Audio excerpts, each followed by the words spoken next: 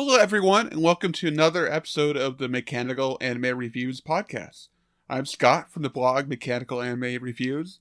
It's nice to talk to you today.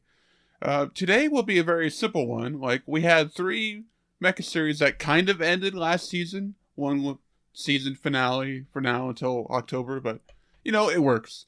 So we'll be discussing some of those, and yeah, it'll be some fun times. So first off, we will be having the first Real Robot Series 86. We also have 2 Super Robot shows that ended with SSSS.Dynazenon and Back Arrow. To start this off, let's talk about 86.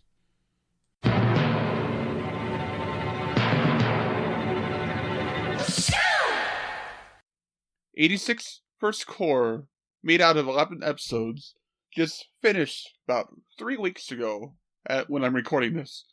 It featured a rather complicated situation around the country of San Magnolia, which is at war with an AI-based country called Legion. Well, maybe not a country, but So supposedly the war is supposed to last for 2 years only, and supposedly there is no casualties in this war because they're using AI to fight. Except the nation of San Magnolia is using minorities to fight against it. And they call them cours, but they're dehumanizing them in that way. They're forcing them to fight in Spider Mecha. So the main focus of the story is the growth of our certain gray-haired protagonist named Lena, who's slowly becoming an activist as she hangs out with the Spearhead unit that she's under control of. And the Spearhead unit is our second protagonist group, led by Shin, or Undertaker. So it's kind of a very Code Geass Akira the Exile kind of thing. And in general, I thought the series was pretty decent.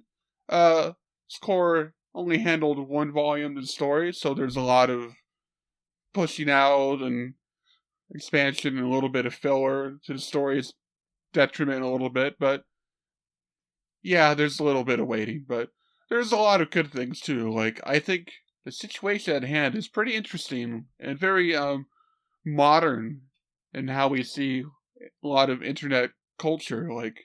We see a lot of injustice through the internet, and we don't really know how to handle it.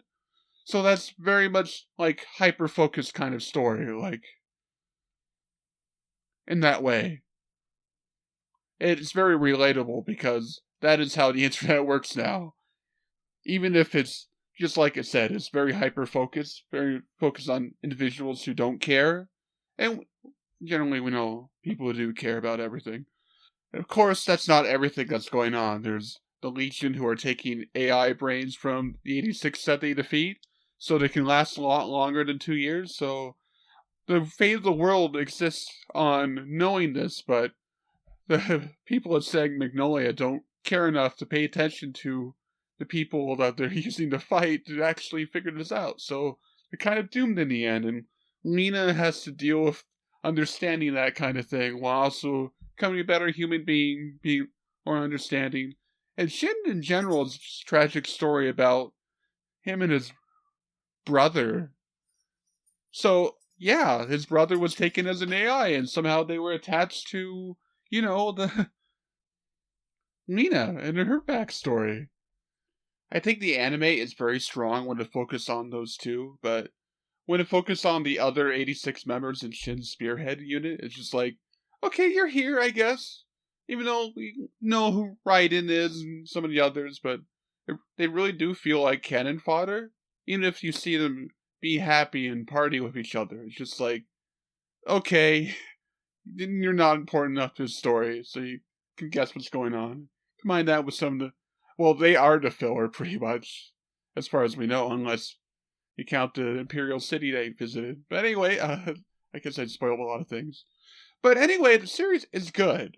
It's just not amazing at all. But the art and animation are, pinnacle good. And also, it's very well directed, with some of them being very documentary-style footage. So they did some experimentation. So it's very fun. Very sad, too. But I look forward to see what happens in the future. And with that, let's go to SSSS.Dynazenon.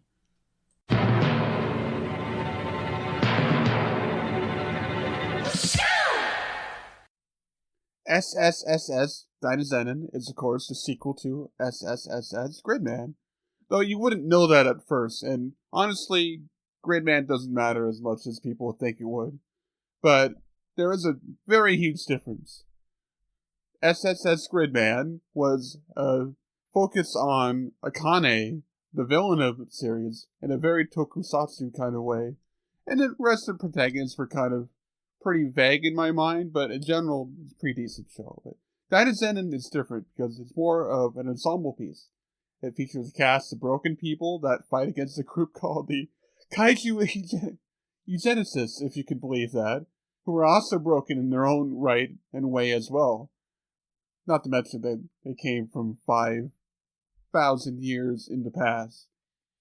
The first protagonist that I'm going to mention is Yume, and she's a girl who's still troubled by the passing of her sister years ago.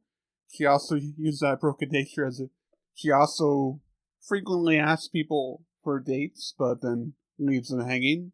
So she has some things going on. Yomogi is our main protagonist, our focus character.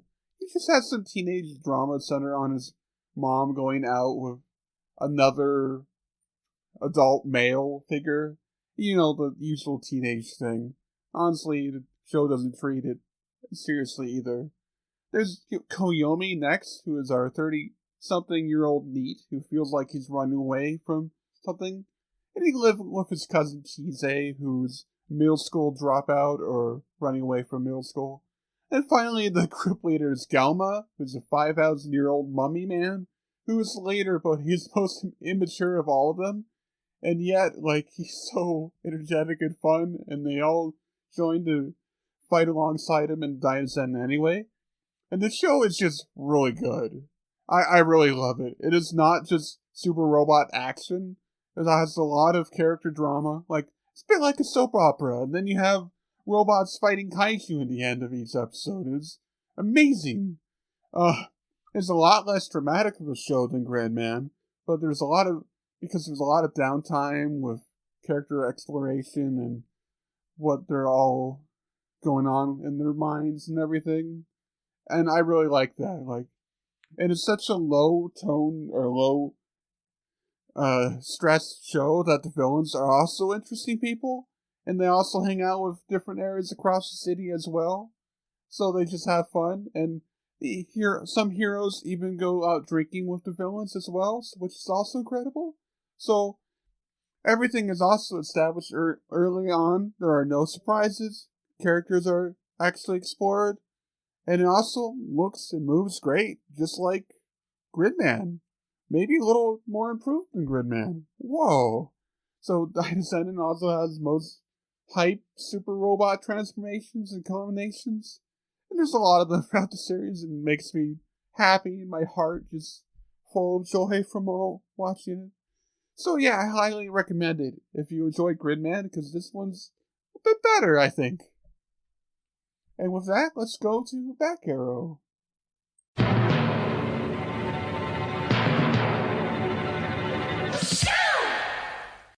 And with that, let's talk about the last show, Back Arrow. I'm going to be a lot more concise and shorter on this one, because it's a rather complicated 2-core show, so it has an entire half a year of content, and I don't think I could do that in a few minutes. But essentially, Back Arrow is a series that takes place in a magical land called Linkland, where two nations, Rekka and Luto, are at war.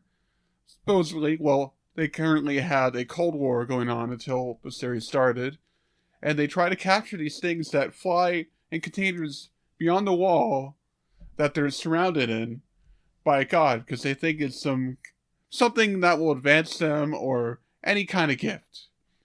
So Rekka is a more militaristic nation based on more Chinese culture. Luto is a more advanced science nation. It's very Rose of Versailles-like in its construction. And one day, one of those pods containing a person called Back Arrow, eventually, lands in a small village called Edger Village.